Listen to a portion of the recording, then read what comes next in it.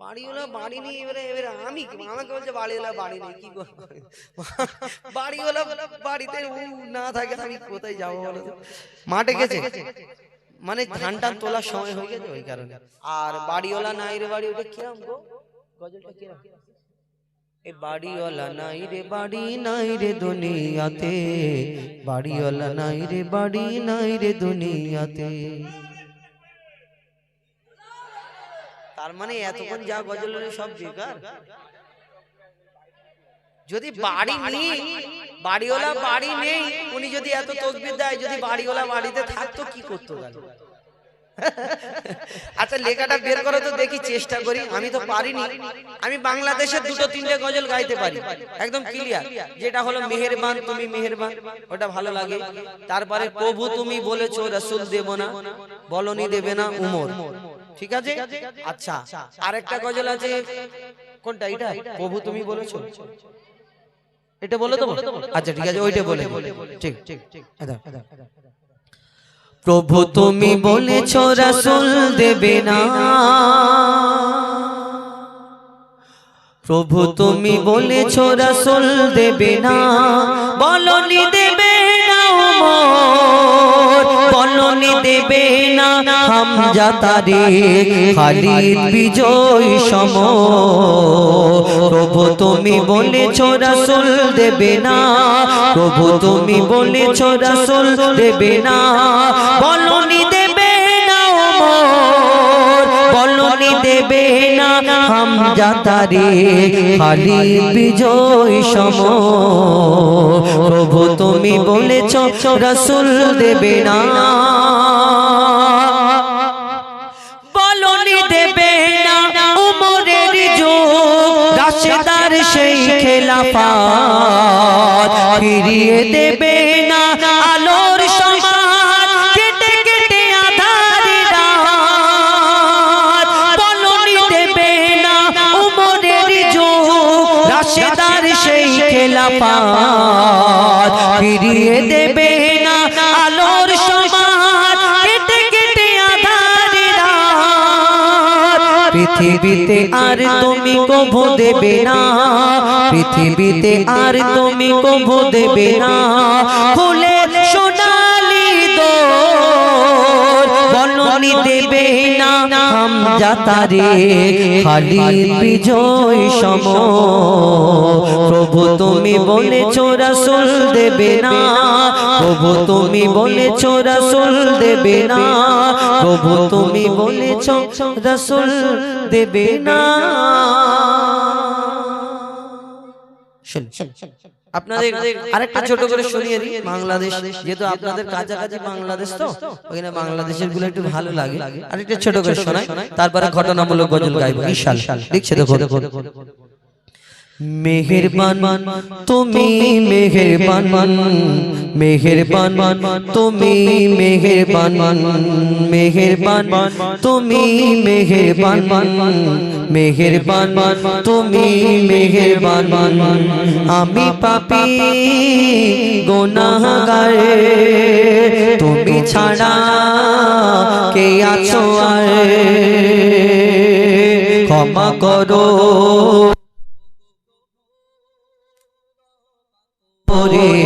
বারে বার, ইয়া রাহিম রহমান ইয়া কারীম মেহেরবান, ইয়া রাহিম রহমান ইয়া কারীম মেহেরবান, মেহেরবান তুমি মেহেরবান, মেহেরবান তুমি মেহেরবান, মেহেরবান তুমি মেহেরবান, মেহেরবান তুমি মেহেরবান।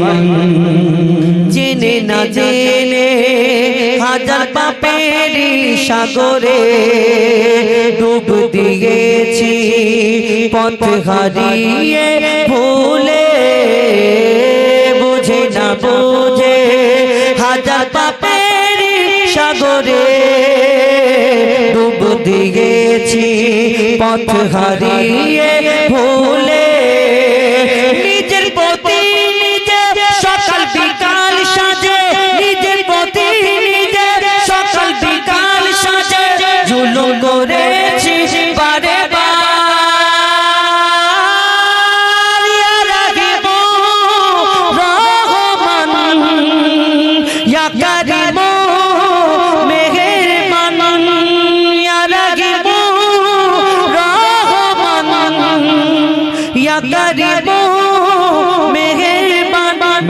মেহেরবান তুমি মেহেরবান মেহেরবান তুমি মেহেরবান মেহেরবান তুমি মেহেরবান মেহেরবান তুমি মেহেরবান। দুটো ছোট করে বাংলাদেশি গজল শোনালাম। এখন দুটো কমিটির তরফ থেকে আমার হুজুর বিনা দানার খেজুর বলেছে, হুজুর গাইতে বিনা দানার খেজুর, কি মিল বলতো হুজুর আর খেজুর একই ব্যাপার। কিন্তু আমাদের অনেক, আমি আশাতেই বলেছি, আমি সময় নিচ্ছি কেন বললে যদি হুজুর পালায় যাবে না আমি জানি, তো ওইটা বলবো। আর আমার মা বোনেরা এখানে এত যে বসে আছে, এনাদের এই গজলটা তুলে ধরি, এর থেকে আপনারা কিছু ফায়দা পাবেন। কেন শুধু বললাম হাউ হাউ হাউ হাউ করে বলে চলে গেলাম, কিছু যদি না বুঝতে পারে তাহলে কি বেকার হবে। তারপরে আমাদের আজারউদ্দিনকে আরো একটা দুটো দেবো, আমার ভাইরা রয়েছে আজারউদ্দিনের গজল শোনা যাবে, ঠিক আছে? ভাবছে যে আর কেন দেয় না, ফের দেবো ইনশাআল্লাহ। এরপরে আজারউদ্দিনকে ভালোবাসা মানে আমাকে ভালোবাসা, এটা ভাববে না যে ওকে বলছেন বলে আমি রাগ করছি, না, ও আমার ছাত্র। কোন উস্তাদ কোন গুরু যদি তার ছাত্র নাম করে সম্মান পায়, তার এই গুরু যে উস্তাদ তার মনটা ভরে যায় যে আমার ছাত্র আজকে ঠিক জায়গা পেয়েছে, মানুষ ভালোবাসা দিচ্ছে, এটাই আমাদের সবথেকে বড় পাওয়া। আপনারা হয়তো অনেক জন ভাবছেন যে বলছি বলে ভাই রাগ করছেন, এরকম না। আমার ছাত্র যখন সম্মানিত হবে আমারও সম্মানটা বাড়বে, এটা আমি জানি, এটা মানি। অনেকজন কে কেমন জানি না, আমার যেটা আমি আমার উস্তাদের কাছে যেটা শিক্ষা পেয়েছি আমি সেটাই চলি। তো এখন ছোট ছোট করে, ছোট ঘটনা তো ছোট করা যাবে না, কি জ্বালা, আমার তো বড় বড় গজল। আমার মা বোনেদের জন্য এই গজলটা বলি, এরপরে ওই বিনা দানার খেজুরটা বলবো, তারপরে হাজার কটা বলবে, বলে আপনাদের কাছ থেকে আমরা শহীদ কারবালা যে কি ঘটনা। হযরতে আলী কারামাল্লাহু ওয়াজহু তিনি একদিন যুদ্ধে যাবে, রেডি হচ্ছে। যুদ্ধে কি নিয়ে যাবে? ঢাল, তলোয়ার, সবকিছু পোশাক আশাক নিয়ে যাবে, রেডি হচ্ছে। মা ফাতেমা হাতে হাতে হাতে হাতে রেডি করে দিচ্ছে। রেডি করে দেওয়ার পরে হযরত আলী পুরো রেডি, এবং যখন যুদ্ধে বের হবে তখন হযরত আলী মা ফাতেমা হযরত আলীকে বলছে, স্বামী গো, আপনি যখন যুদ্ধে যাচ্ছেন একটা আবদার, আমার একটা আবেদন, যদি মনে কষ্ট না করেন, কি আপনি যখন যুদ্ধ থেকে ফিরবেন আমার জন্য একটা নতুন জামা আনবেন যদি সম্ভব হয়। কেন না, আমার যে জামাটা আমি পরি এত তালি দেওয়া হয়ে গেছে, এত তালি দেওয়া হয়ে গেছে, আমার সেই জামাটা পরার মতো আর তালি দেওয়ার জায়গা নেই, কিন্তু আপনি যদি একটা নতুন জামা আনেন আমি বড় খুশি হব। এই কথাটা শুনতে হযরত আলীর মন খারাপ। কেন? তিনি দিতে পারবেন না এরকম না, তিনি চিন্তা করছে আমি তো যুদ্ধে যাচ্ছি, যদি আল্লাহর রাস্তায় শহীদ হয়ে যায় তাহলে কেমন করে আনবো। এই কারণে হযরত আলীর মনটা খারাপ হয়ে গেল, আর হযরত আলী যুদ্ধে চলে গেল। মা ফাতেমা নিজের কাজ করে, আর এদিকে ইমাম হাসান ইমাম হুসাইন তিনি এই ঘরের মধ্যে ছিলেন, এই ঘটনাটা সব দেখেছে। দেখার পরে হযরত আলী যখন যুদ্ধে চলে গেল, আর ইমাম হাসান ইমাম হুসাইন ছুটে ছুটে নানাজির কাছে চলে গেল, দয়ার নবীর কাছে। আমার নবীজি জিজ্ঞেস করে, এই হাসান হুসাইন তোমার আব্বা মা কেমন আছে, কি করছে? না, আমার আব্বা যুদ্ধে গিয়েছে, আমার মা বাড়িতে আছে, কিন্তু একটা ঘটনা। কি? না না না, আমার আব্বা যখন যুদ্ধে গেল আজকে একটু মনটা খারাপ হয়ে গেছে। কেন গো? না, আমার আম্মা একটা নতুন জামা চেয়েছে, এই কারণে আমার আব্বা মন খারাপ করে যুদ্ধে গেছে। এই কথাটা শোনার পরে দয়ার নবী চুপ। কিছুক্ষণ পরে চোখ থেকে টপ টপ করে পানি ঝরে। কি ঘটনা হয়? দয়ার নবী কেঁদে ফেলে যে কারণে। কি ঘটনা? কবি ছন্দের মাধ্যমে লিখছে, দেখো, স্বামীর মনে মা বোনেরা ব্যথা দিও না, আমার নবীর ঘোষণা। স্বামীর মনে মা বোনেরা ব্যথা দিও না, আমার নবীর ঘোষণা। ঘটনা শোনো মা ফাতেমা, ঘটনা শোনো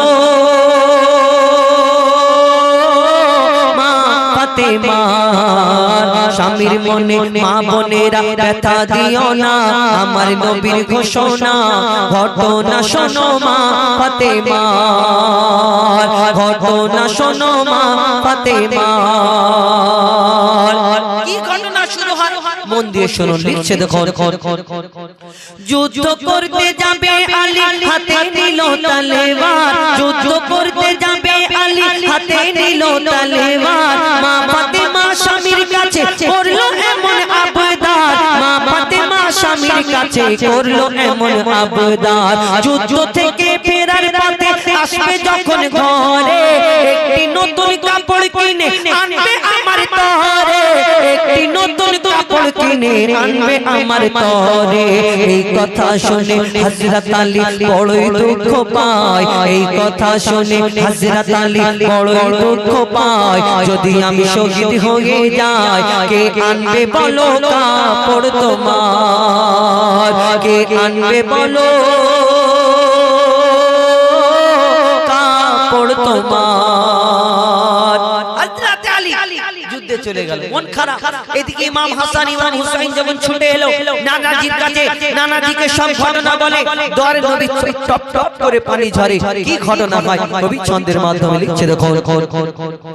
ওই দুঃখ ভরা হৃদয় নিয়ে আলী গেল রনে, দুঃখ ভরা হৃদয় নিয়ে আলী গেল রনে, নানার কাছে ছুটে এলো হাসান হুসেন, নানার কাছে ছুটে এলো হাসান হুসেন।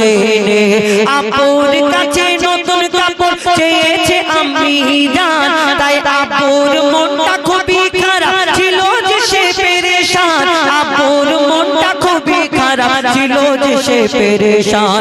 এই কথা শুনে দয়ার নবীর কান্না থামে না, এই কথা শুনে দয়ার নবীর কান্না থামে না। কি ভুল করলো ফাতেমা, কি ভুল করলো ফাতেমা, কি করলে বলো বেটি আমার। দয়ার নবী বাড়িতে বসে চিন্তা করে, আমার ফাতেমা আমি জানি এত শিক্ষা দিয়েছি, তার জন্য তার স্বামী কষ্ট পেয়েছে। দয়ার নবী এই টপ টপ করে পানি ঝরে, তারপর কি হয় একদিন হযরত এইদিকে দয়ার নবী বড় কষ্ট পেয়েছে, দয়ার নবী বড় কষ্ট পেয়েছে। এদিকে মা ফাতেমা নিজের বাড়িতে কাজ করে, দেখে একদিন হয়ে গেল, দুদিন হয়ে গেল, তিন দিন হয়ে গেল, আমার নবীজি প্রত্যেকদিন মা ফাতেমার বাড়িতে যেতেন খোঁজ খবর নিতে, দেখা করতে। কিন্তু একদিন দুদিন তিন দিন যখন হয়ে গেল, মা ফাতেমা চিন্তা করে, ছটফট করে, আমার আব্বা কেন আমার বাড়ি আসে না, আমার আব্বার শরীর খারাপ নাকি। মা ফাতেমা ছুটে ছুটে ছুটে ছুটে দয়ার নবীর ঘরের সামনে চলে গেল। সালাম দেওয়ার পরে আমার দয়ার নবী সালামের উত্তর দিয়ে অন্যদিকে তাকিয়ে আছে। যে ফাতেমাকে দেখে না দেখে থাকতে পারে না, সেই মা ফাতেমার দিকে আমার দয়ার নবী তাকায় না, অন্যদিকে তাকিয়ে আছে। কি ঘটনা হয় কবি ছন্দের মাধ্যমে লিখছে দেখো। ও যার মুখ না দেখে ঘুমাতো না দয়ার নবীজি আমার, যার মুখ না দেখে ঘুমাতো না দয়ার নবীজি আমার, রাতের পরে রাত কেটে যায় মুখ দেখে না ফাতেমা, রাতের পরে রাত কেটে যায় মুখ দেখে না ফাতেমা। মা ফাতেমা ছুটে এলো আব্বা জানের কাছে, তবু বেটির মুখ দেখে না পেছন ফিরে আছে, তবু বেটির মুখ দেখে না পেছন ফিরে আছে, তবু বেটির মুখ দেখে না পেছন ফিরে আছে। বলছে নবী ও গো বেটি বাড়ি চলে যাও, বলছে নবী ও গো বেটি বাড়ি চলে যাও, আগে স্বামীর কাছে ক্ষমা চাও, তবে করবে ক্ষমা আল্লাহ আমার। নবীজি কি বললো? ও ফাতেমা তুমি বাড়ি চলে যাও, স্বামীর কাছে আগে ক্ষমা চাও, স্বামীর কাছে ক্ষমা চাও। কিন্তু বর্তমানে কিছু প্রধানমন্ত্রী মার্কা মা আছে, কেন বলছি বলুন তো? প্রধানমন্ত্রী মার্কা মা গুলো যখন মেয়ের বিয়ে হয়, কিছু কিছু মেয়ে একটু যদি থাকে, মানে বুঝতে পারছেন, টাকা ক্ষমতা অনেক কিছু থাকলে তখন সেই মেয়ে এবং মেয়ের মার অনেক ব্যাপার থাকে। মেয়ে ফোন করে বলে, মা গো তুমি আমাকে কোন জায়গায় বিয়ে দিলে, যদি আমার বাগানের পুকুরে গলায় কলসি ঢুকিয়ে আমাকে পুকুরে ডুবিয়ে মেরে ফেলে দিতে, তাহলে আমি আরামে থাকতাম, এইখানে সংসার করার থেকে পুকুরে ডুবিয়ে নাকি মেরে ফেলে দিলে আরামে থাকতাম, দমে আটকে মরে যাবে নাকি আরামে থাকবে। যাই হোক, এই মা তখন বলে, কেন করছি, কি হয়েছে আমাকে বল। না তোমার জামাই আমাকে এরকম বলে, ওই কথা বলে, ওই কথা বলে। তখন সেই মা বলে, কেন আমাদের কি ক্ষমতা কম আছে না আমাদের কিছু কমি আছে? দেখে নেবো, দেখে নেবো। আরে দেখে নেবো মানে যখন ভিতরে যাবে হাত সোজা হয়ে থাকবে, নাড়ানোর ক্ষমতা থাকবে না, দেখে নেবে। কতদিন দেখবে তুমি? ওই মেয়েটাকে বলে, তুই যদি তোকে দুটো কথা বলে তুই চারটে বলবি, আর তোকে যদি চারটে মারে তুই আটটা মেরে আদায় করে তুই চলে আসবি, তারপরে আমরা দেখে নেব। মেয়েটা তো সারা জীবন তোমার ঘরে পড়ে থাকবে, ভাইদের বোঝ হয়ে যাবে, ভাই ভাবির বাড়ি কথা শুনতে থাকবে। একটা মেয়ের বাপের বাড়ি জীবনে নিজের বাড়ি হয় না। আর সেই মেয়েটা যখন ঘরে চলে আসলো, ওই যে মাটা বললো যে চলে আয়, ওই মা তো 2-4 দিন পর বুড়ি হয়ে গেছে। 2-4 দিন পর ভিতরে গিয়ে কাদা চাল খাবে, গুড় গুড় গুড় গুড় করে আওয়াজ হবে। তুমি কি সারা জীবন কোলে করে নিয়ে বসে থাকবে যে আমার সারা জীবন বসে থাকবো? না, আমরা শিক্ষা দিই কি এই রকম। আর আমার নবী শিক্ষা দিলেন যে স্বামীর কাছে ক্ষমা চেয়ে এসো। মা ফাতেমা ছুটে ছুটে চলে গেল নিজের বাড়ি, দরজা বন্ধ করে, একটা কথা বলে না, দরজা বন্ধ করে শুধু ঢুকরে ঢুকরে কাঁদে। তারপর কি হয় কবি ছন্দের মাধ্যমে লিখছে দেখো। ওই যুদ্ধ হতে হযরত আলী এলো যখন ঘরে, যুদ্ধ হতে হযরত আলী এলো যখন ঘরে, চাইছে ক্ষমা মা ফাতেমা পা দুটোকে ধরে। আসার পরে পা দুটো জড়িয়ে ধরে ক্ষমা চায়, স্বামী গো ক্ষমা করে দাও। হযরত আলী চিন্তা করে কি হলো, কি হলো আবার ক্ষমা কেন চাই? তারপর কি হয় লিখছে দেখো। যুদ্ধ হতে হযরত আলী এলো যখন ঘরে, চাইছে ক্ষমা মা ফাতেমা পা দুটোকে ধরে, চাইছে ক্ষমা মা ফাতেমা পা দুটোকে ধরে। বলে কেন? ক্ষমা করে দাও আমারে, আর করব না এমন ভুল, তোমার মনে ব্যথা দিলে ব্যথা পাই গো খোদার রাসূল, স্বামীর মনে ব্যথা দিলে ব্যথা পাই গো খোদার রাসূল। আলী ফাতেমা হাসান হোসেন নবীর কাছে যায়। হযরত আলী এসে বলছে ইয়া রাসূলুল্লাহ, আপনার মেয়ের জন্য আমি কষ্ট পাইনি, আপনি দুঃখ করবেন না। আমি তো চিন্তা করলাম যদি না ফিরি কি হবে, এই কারণে তো সেই দিন কি হয় আলী ফাতেমা হাসান হোসেন নবীর কাছে যায়, নবী মোর দেখে শান্তি পায়। বলে এমন ভুল কখনো করো না গো আর, এমন ভুল কখনো করো না গো আর। নবীজি এই কথা শোনার পরেও এই উম্মতের শিক্ষার জন্য সেদিন মা ফাতেমাকে কি কথা বলে দিয়েছিলেন কবি ছন্দের মাধ্যমে লিখছে দেখো। ও গো বলছে নবী আল আরাবী শোনো বেটি ফাতেমা, বলছে নবী আল আরাবী শোনো বেটি ফাতেমা, আলী যদি আজ তোমাকে না করি তো ক্ষমা, আলী যদি আজ তোমাকে না করি তো ক্ষমা, আমি তোমার আব্বা তোমাকে ক্ষমা করতাম না, স্বামীকে যে দুঃখ দেবে আমি নবী তাকে চিনব না, স্বামীকে যে দুঃখ দেবে নবী তাকে চিনবে না। কেমন শিক্ষা দিয়ে গেল নবী দো জাহান, বলে মঈদুল ইসলাম, কেমন শিক্ষা দিয়ে গেল নবী দো জাহান, বলে মঈদুল ইসলাম। ভুল ছিল না মা ফাতেমার, ভুল ছিল না মা ফাতেমার, স্বামীর মনে মা বোনেরা ব্যথা দিও না, আমার নবীর ঘোষণা ঘটনা শোনো মা ফাতেমা।